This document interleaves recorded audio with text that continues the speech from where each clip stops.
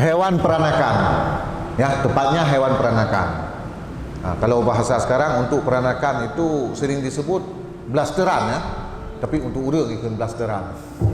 Nah, itulah ke hewan blasteran lumong kameng. Jadi kalau hewan peranakan ini, apakah boleh dijadikan sebagai kurban ataupun tidak? Hewan peranakan baru boleh dijadikan sebagai kurban jika dia merupakan peranakan dari 3 jenis tadi. Peranakan sesama 3 jenis tadi.